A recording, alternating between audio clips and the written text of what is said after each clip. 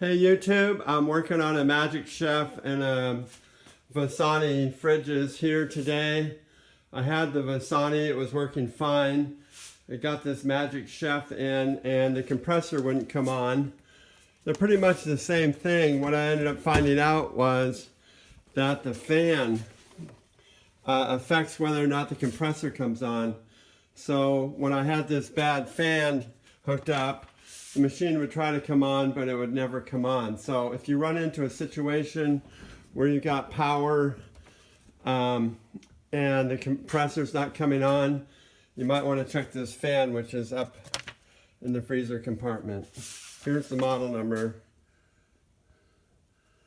There's a model number right there. Hope this helps.